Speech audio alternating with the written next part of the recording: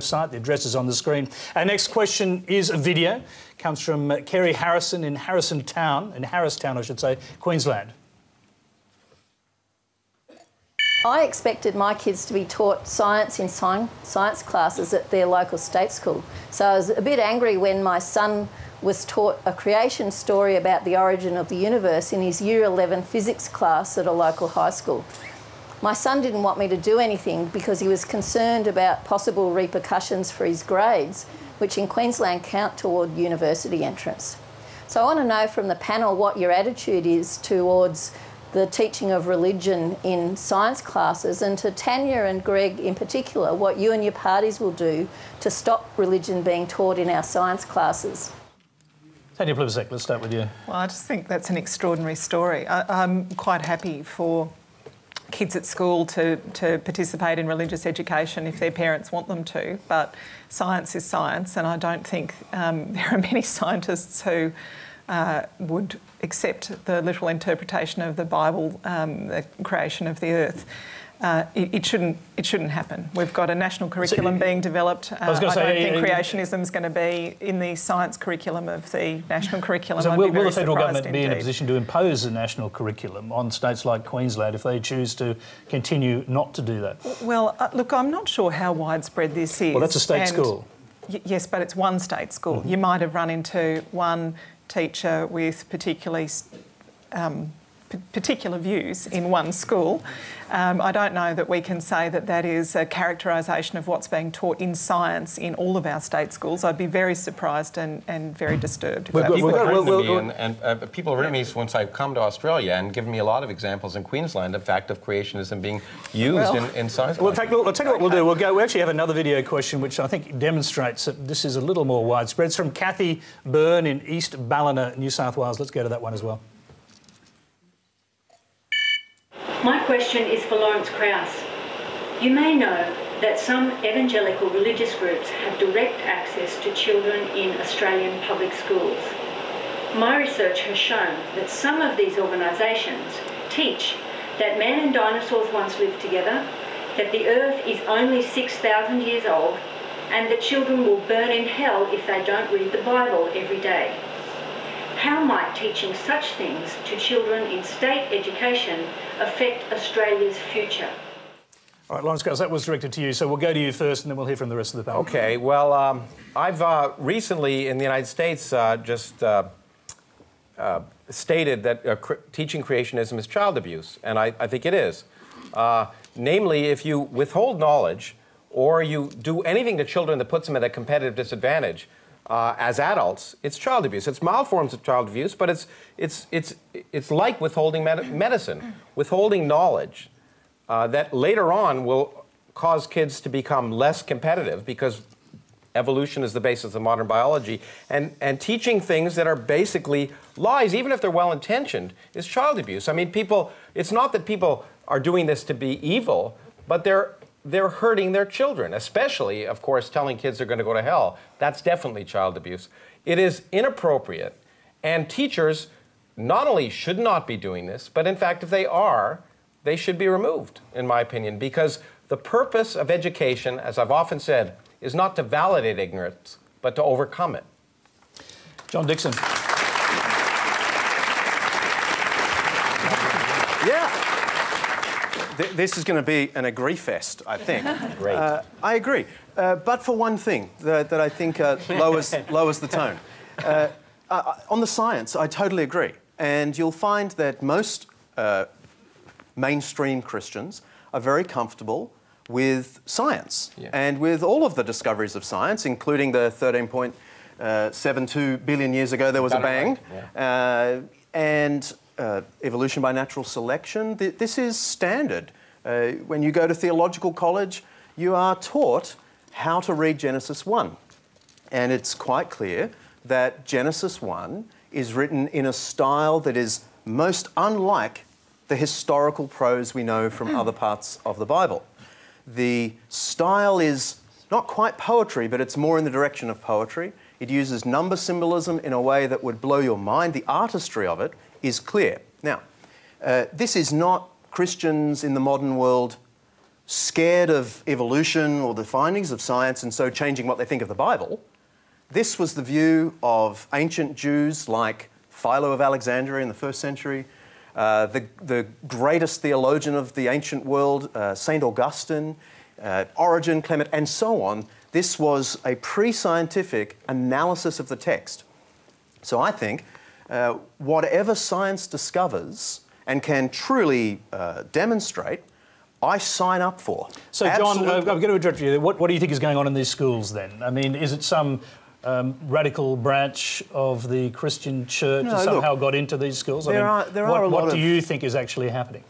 I think it isn't happening a lot, but it's up to the officials to go and find out how much it's happening. And I've got plenty of friends who are six-day creationists, and I'm going to get some love mail after this for sure. But look, I have great relationships with them. I just think they're wrong. Wrong on the science, wrong on the Bible. The only thing I want to pick up Lawrence with is to say, to call it child abuse. To me, there are two problems with this. One, it so inflames the conversation.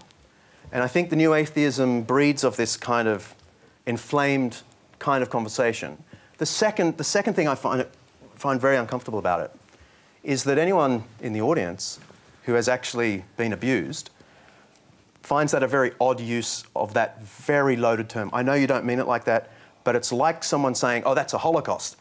There's one Holocaust. Well, I think I realize it's loaded, but I think you have to draw attention to the fact that we shouldn't support at all lying to children and in fact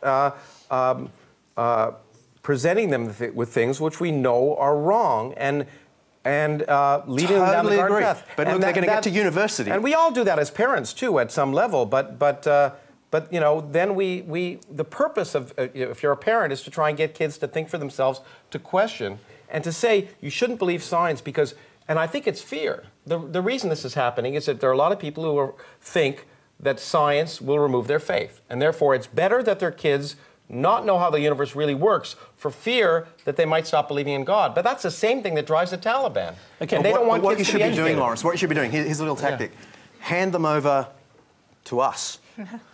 People like the Centre for Public Christianity, where I work, who are trying to educate not only the general public, but also the Christian public on biblical scholarship and scientific scholarship. To call it child abuse, I just think is all wrong. When you say hand them over to us, do you mean the people who are teaching these things should actually be handed over to you for re-education? Yeah, well, is that what you're saying? Yeah. We have this little prison out the back. No, look. Okay, I just mean we could be the friend. We could be the friend to the new atheism and have the effect you want. I think all you're doing is firming up the opposition. Okay, well, I'm just going to hear from the rest of the panellists. And Greg Hunt. The original question was addressed to both you and to Tanya Plibersek, and the question was, what will you do to stop religion being taught in science classes? Well, the first thing is a very simple principle. Science for the science classes, religion for the religious instruction classes, and the battle between the two for the history classes, the Renaissance, the Reformation, because that is part of our great history and they do come together there. So the simple answer is the national curriculum will keep science for the science class. Of that I have absolutely no doubt. By the way, climate change for science classes? Of course. Yeah, OK, fine. Cindy Pan. That was a sort of a passingly cheap shot, Tony. It was just a brief question, a brief answer. Cindy Pan. What I was thinking when the two of you were talking, I was thinking about, what children are being taught, and maybe, if a child happens to, one year in their schooling, be taught by a teacher who believes in creationist theory. Fortunately, I think there are a multiplicity of truths that will be presented to children, and one of the most important thing that children and adults have to learn is that they will be presented with a multiplicity of truths, and sometimes they have to eventually use their own judgment to discern what is true and what is false. For example, there are many people who believe that the Tooth Fairy and Santa Claus are real. Some people think they're not real, and some people are not sure. We're all taught at a certain point that they're real, but at a certain age we all come to understand that maybe they're not, and there's a period where, you know, they'll be saying, oh, so-and-so at school says they're not real, but I'm not sure. And I must say I've been through this with my kids. And I said, basically, I drew the corollary with Jesus and God, and I said, well, with God, there are people who believe he's real, there are people who believe he's not real, and there are people that are not sure. And I said, with Santa Claus, I'm not sure. What about you? And, and my son said, well, I think Santa's real, but I think God is not. Well, and I think, you know, it's the same with consistent philosophy going on in your family. With the creationist thing, I mean, they're going to hear that story, and it's a story, and all stories have value, and sometimes it's not simply a question of is the story true or is it false. A story has value regardless of whether it's true or false. For example, we all enjoy Little Red Riding Hood, The Three Bears. There are all these stories that are eternal, that have mythical status, but they have value because there's often a moral, or they're entertaining, or for whatever Cindy, I hope you're not making the comparison with the God thing here, because how many adults do you know come to believe in Santa? Right? You know. Well, I'm just saying that adults come to believe in God. There are the analogy doesn't work for me. Whatever age who believe. Well, there are people who don't believe, and there are people who are not sure. You believe. You don't believe, and I'm sure there are many people who are not sure. But this isn't a question about God. This is a question, you know, when you say all stories have value, that's fine, but the story that the Earth is 6,000 years old doesn't have any value because it's wrong. That's a good, actually good. So I'm going to interrupt you both because we actually have not all teachers. Cindy, so I'm going to interrupt you because there is a questioner here actually, I think does believe in creationism, and it's Tim Hubbard. Dr. or Professor Krauss, it seems to me that everything science examines shows us more beauty and complexity to the universe we live in. When you think about it philosophically, this amazing complexity points towards an intelligent first cause. Well, I mean, that's how it works with humans, you know. Only intelligent minds can create complex things. Isn't it bad parenting to force your children to learn that people evolved from the ancestors of monkeys without letting them have the opportunity to think about it logically and come to their own conclusion? Well, look, I don't think you should force kids to do anything, but what you should try and do is explain to them how the world works and give them evidence, and in fact ask them to try and understand the world through evidence, okay? Now the point is, the evidence tells us, it's not a matter of opinion, the evidence tells us that evolution happened. Okay? And in fact, it's the basis of modern biology. It's the basis of modern drug development. And and I agree with you that science tells us, I mean, just makes the world fascinating and far more interesting than myth. And in fact, I get upset when people say that science isn't spiritual. I get spiritual wonder looking at every Hubble Space Telescope picture. But and science, in fact, is better kind of spirituality because it's real. And I think that's the important thing. So you're absolutely right. I don't think parents should force kids to do anything. But what they should try and do is encourage kids to learn and provide them the best available knowledge base. And it is unfortunate that some people, for some reason, as you seem to do, fear the notion of the fact of the reality that humans that all species descended from a common ancestor. It's just unequivocal. It's the best tested theory in science. And it's not, we don't hold to it because we have some you know, secret handshake. If it were wrong, it'd be great because the way to become famous in science is to prove your colleagues wrong.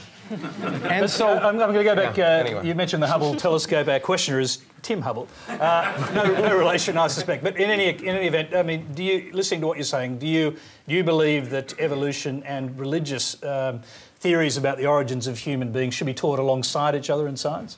I think, yeah, they can be taught alongside each other, I guess. The question is really the first cause.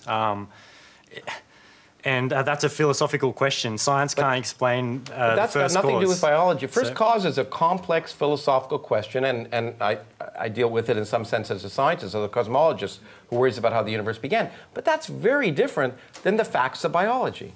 And so the question that's of concern to you is very different than teaching kids how biology works. And it's a disservice to them not to teach them how. Okay, Tanya, Tony, yep. There's just one of the things, I guess, that has concerned me in the last few years. There's been a real debate about that essentially discredits science by saying that scientists are self-interested. The reason that people are researching climate change is that there's something in it for them.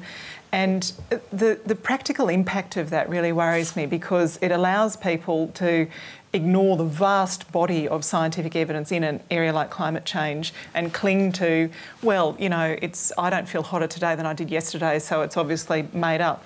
And the example in Queensland that really worried me recently was the Queensland government giving permission to local councils to stop putting fluoride in water. Now, the biggest health intervention in dental care in Australia for decades is putting fluoride in water. Any dentist you talk to will tell you they can tell who grew up in Queensland where they've had less fluoride in the water. They've got a mouthful of fillings compared with people who've grown up with fluoride. And it drives me nuts that we've got people in the Queensland Parliament saying, one guy who's a bodybuilder in the Queensland Parliament said he would rather take banned substances for a year than drink a glass of water with fluoride in it. It's nuts. Is he especially well-muscled? He is actually rather well-muscled. His teeth, however. He's also... He's well-muscled in his head, I think. Cindy Pam. I was just going to say, with your comment, the irony is that people who spend all this money buying bottled water because they're scared of tap water, they're the ones who've got their dental problems because that doesn't have the fluoride. You know, this idea that tap water has problems, it's actually the best. It's the best thing to drink. Best drink to give your kids. And it's pretty much free. The next question